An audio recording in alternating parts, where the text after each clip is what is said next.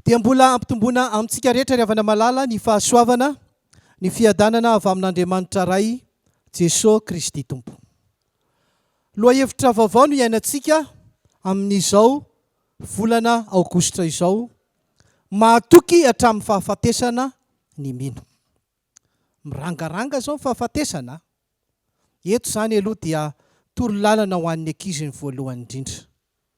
Na mirangaranga na fahafatesana, raha misy fahasitranana azonao rakizy renao aoka tsy ny fanafody no ataontsika mihoatra ny Jesosy. Malaza mantsy izao, vitamina C nahasitrana anay. Iza nahasitrana anao? Fitsaboana ny vitan'ireny Fahakalazao Jesosy. Amin'izao fijono vavolombelona, tsy ratsy ny CVO, tena tsara, mitsabo ny CVO. Fa manjary CVO mahazo laka no Jesosy. Toko tsara zay mety miady rima. CVO mahazo laka no iza? Jesosy.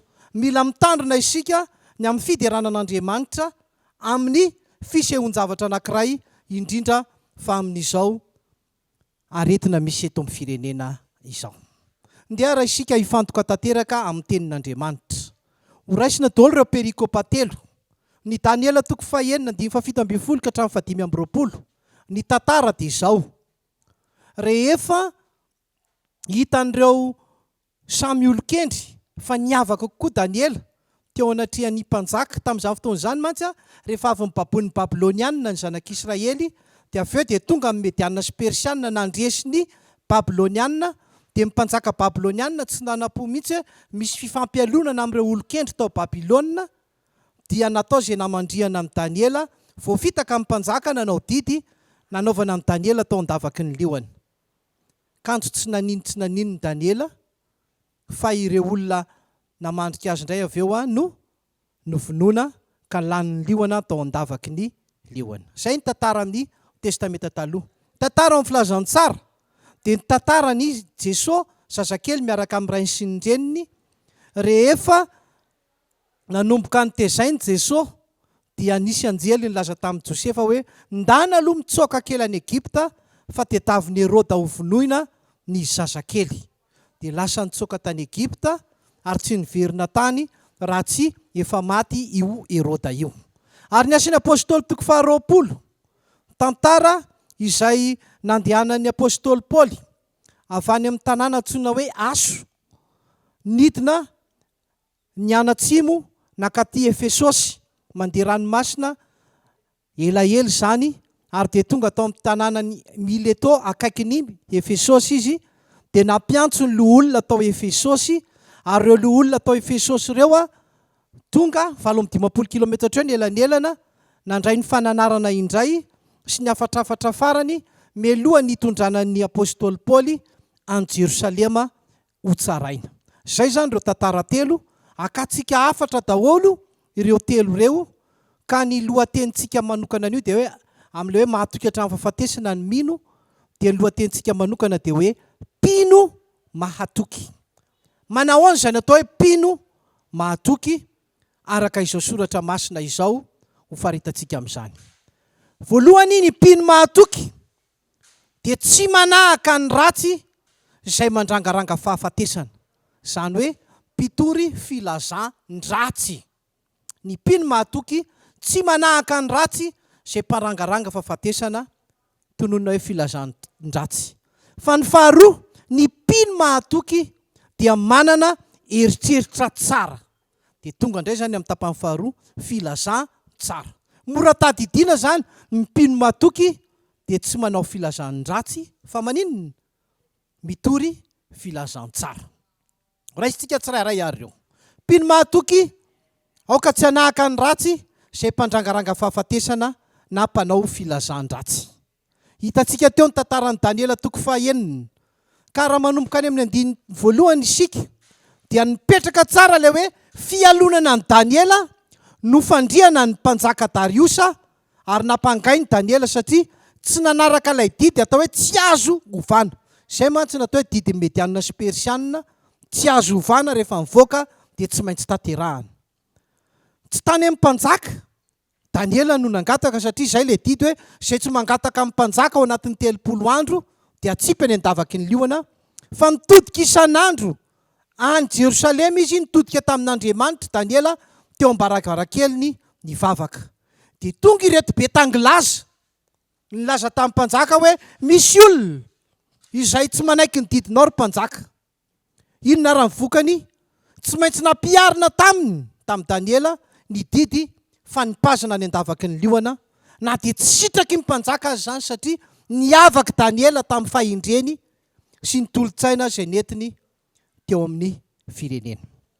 Ry havana, mandrangarangana fahafatesana tahaka izany koa ny ratsy. Nefa nahatoky Daniela ka nahamoiza ny ainy azy, tsy hampaninona azy ny zavatra miseho. Fa tokony ho fantatrao dia ny eto ty ohatrany eo anaty finosana hoe inona ny fiafaran'ny ratsy. Ny fiafaran'ny ratsy izay namingana ny Daniela sy namitaka ny Daniela sy ny mpanjaka dia natsipy tao am-badivakin'ny liona izy sy ny fianakaviany, ary tsy nitotona tamin'ny tany akory dia lany liona tanteraka ripaka. Izany natao hoe ripaka eo anatre an'Andriamanitra. Marihana ry havana malala, tsy Daniela akory no nanakombona ny vavan'ny liona, fa Andriamanitra no nanakombona. Fa rehefa nalatsaka reto olona namandrika azy sy ny fianakaviany, sokafan'Andriamanitra indray ny vavan'ny liona izay andrapaka sy andripaka azy.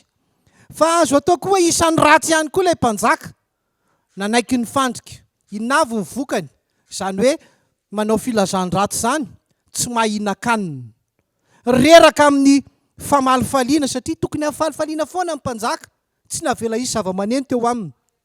Tsy mahita tory, tsy mitombon-tsaina fa maraina be dia efa lasa niazakazaka nakany andavaky ny liona nanontany any Daniela na velona na tsia. Zay izy raha bokony Daniela ny amin'ny hoe aza manahaka ny ratsy. Fa hoana ny filazantsara matitoko faharoa tantarany Jesosy sy ny fandrangarangana fahafatesana nataony Heroda-mpanjaka ny amin'ny namonona ny zazakely latsaky ny 2 taona. Fa tary fa io Herody io ry havana malala no nanakenda ny vadiny, ny vonoany ny kendainy ny vadiny. Zay ny aloha tokony ho fantatsika. Ny vonoany ny zanany 3 lahy satria tsy tia nisy andimby azy tamin'izany fotoana izany. Ary izy efa faty aza mba tsy hisiany ny tatitra ratsy dia nasainy vonoana daholo ny tandapany rehetra mba tsy hisy tantara mitohy. Mbola tsy fotoana tokony hahafantasan'i Jesosy tokoa ny eto, satria ny hanohitra ny programan'Andriamanitra mihitsy no tadiavin'ilay ratsy nampitahotra fahafatesana tahaka ny tamin'ny andro Mosesy tadiditsika angamba, no vonoana daholo ny zazalahy rehetra tany Egypta mba tsy hitombontsoa ny herin'ny zanak'Israely. Nanolotra lalana raha ny tompo eto tamin'ny alalany hoe ndana renao Josefa manao mpitsomponenana any Egypta. Zany le lalan'Andriamanitra vokatry ny filazan-dratsy. Tao amin'ny asin'ny apôstôly koa hitantsika teo tantaran'ny apôstôly Paoly, nanotrika ny jiosy izay nanohitra ny Paoly any ka tsy maintsy hiroso tsaraina ny Jerosalema Paoly. Ary efa nampanantenaina azy ny fahafatesana. Goavana ange zany hoe fampanantenam-pahafatesana zany. Ny olona rehefa mpampanantena dia azo zavatra tsara ianao. Fa eto ampanantenaina fahafatesana. Jereo anefa ny fijoroan'ny apôstôly Paoly. Nefa tsy ataoko zavatra akory ny aiko mba havitako ny alehako. Noho izany ry havana malala, fanenjehana, fampitahorana ho fatony nazo ny apôstôly Paoly, nefa nahajoro hatramin'ny farany izy, araka ny Filipianina 1:1-2 manao hoe ny fahafatesana no ahazoko tombony.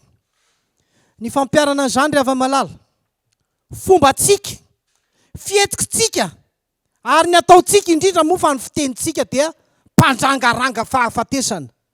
Tsy tsapantsika nefa ataontsika izany. Ary indraindray misy mpanadoka ery isika rehefa mba manao an'io toetra mandrangaranga fahafatesana io. Tsarovy fa asa andevoly mampitahotra fahafatesana, mila ialany zany. Ary mahaiza mandinika tsara, sao dia mpanahaka an'izany isika ka sady ratsy ny tena no mitarika koa ny hafa ho amin'ny ratsy dia mandrangaranga fahafatesana. Ianao izay efa nandrangaranga fahafatesana tamin'ny hafa, mifona fa tsy mpino mahatoky ianao raha mbola tsy mifona, fa vonona ny amelany heloka amin'ny tompo. Izay ny tapany voalohany, mpino mahatoky tsy manao filazan-dratsy. Fa mpino mahatoky tapany faharoa manana eritreritra tsara, filazà tsara. Raha miainga amin'ny bokin'i Daniela indray isika, tamin'ny alalan'ny tenin'ny mpanjaka, fony vao ampidirina ao anatin'ny lavaky ny lioan'i Daniela. Sao nge ny tenin'ny mpanjaka e, Andriamanitra ao izay tomponao mandrakarivany hamonjy anao andiny faraika amby roapolo. Avy eo mbola miteny ny mpanjaka hoe ry Daniela mpanompon'Andriamanitra velona, le vao maraina tonga teo mibavaky ny liona izy. Moa Andriamanitra ao izay tomponao mandrakariva mahavonjy anao amin'ny liona va. Eto no atarafana fa tsy fidino amin'ny mpanjaka Dariosa ny nanao didy ka nanipy ny Daniela tao andavaky ny liona. Teny nalahelo, teny mpanantenana, tsapa fa ny fanano na ampiteny aiza, aiza moa ny aiza ny alalan'izany. Fa le fanahy masiny tao anatiny no nampiteny azy tak'izany. Ary dia ny tenin'ny Daniela koa manamafy an'izany. Andriamanitra efa naniraka ny anjeliny ka nanakombona ny vavan'ny liona tsy handratra, satria fahamarinana no hitany tamiko ary teo anatrehanao koa mpanjako tsy nanao ratsy aho. Inona moa ny hevitra izany tenin'ny Daniela izany? Tsy nianenjika ireo mpiambaka azy, mpiampanga azy hoe tsy nahavoa na hamaky an'i Daniela. Hoe io fa tsy nahavoa. Izay moa fomba ny olona rehefa mba nahazo tombony dia hoe tsy nahavoa iny. Tsy zany nahamaky an'i Daniela Ravana Malala. Fa inona? Filazantsara, fanehoana ny voninahitra aman'Andriamanitra sy ny fijoro ny vavolombelona fa tsy nanao ratsy izy. Ary dia niteneny mihitsy hoe Andriamanitra tamin'ny alalan'ny anjeliny no nanakombona ny vavan'ny liona. Tsarovy ange, fa tsy niaro tena ange Daniela rehefa nalaina ho atao andavaky ny liona. Afaka miteneny melohana ange hoe nahiditra ao ary ange tsy sokatra zany ny vavan'ny liona, fa tsy nanao an'izany izy fa alefaso e. Dia izany koa fampiarana amin'ny fiainantsika, tsika matetika to dia miaro tena satria kristianina pino mahatoky. Tsika mila sedraina fa Andriamanitra efa vonona ny anakombona ny vavan'ny devoly izay mitady handrapaka atsika. Dia tahaka izany koa ny filazantsara amin'ny Matio 2:2 vakina teo. Fahatanterahan'ny faminaniana izay ilay filazantsara ka seho an'ilay mpialokaloka tany Egipta nanekeny Josefa tsy misy romoromo ny tsomponenana kely tany amin'ny tany izay efa nanandavony zanak'Israely tany Egipta. Misy tantara vitsivitsy ara-tantara tokony ho fantatsika satria lasa toeram-pialofana amin'ny loza mananontany ny Egipta. Mazava aloha Josefa, mazava aloha Mosesy, Josefa zanaky Jakoba nialokaloka tany Egipta tamin'ny alalan'ny fanambaboana azy. Fa betsaka ny tantara. Jeroboama rehefa saika hovon'ny Solomona hanotamingany Saoly dia nitsoaka tany Egipta. Oripa aminany na aminany loza ho an'ny zanak'Israely any amin'ny Jeremia 9:20 lasa nialokaloka tany Egipta. Tahaka izany koa ny zanak'Israely natahotra ny fanendevozan'ny Babilonianina nitsoaka tany Egipta. Mpanjaka faharoa 2:20-20. Natoerana na ratsy ara Egipta nanaiky ny fitarihan'ny fanahy masiny Josefa avitra izy mivady sy Jesosy zazakely. Izany hoe mahalala tsara, miteny tsara, tokony ho henoina sy ny teny tokony ho arahana. Anjaranao koa amin'izao fotoana izao no mahalala tahaka izany. Ary mbola tahaka izany ny bokin'ny Asan'ny Apôstôly.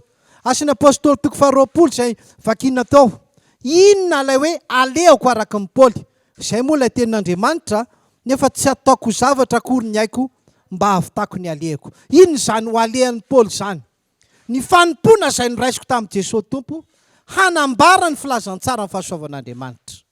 Ry havana, fanetretena rehetra, ranomaso, fakapanahy izay niatra taminy nefa dia ny tsara trany no avoambarany dia ny fibebahana sy ny finoana izany. Fampiarana ry havana, aoka ho filazantsara ny fiainantsika fa tsy filazandratsy na filazana manjo. Aoka ho filazantsara fa tsy filazandratsy na filazamanjo. Tsika protestant aloha dia mila miarina amin'izany e.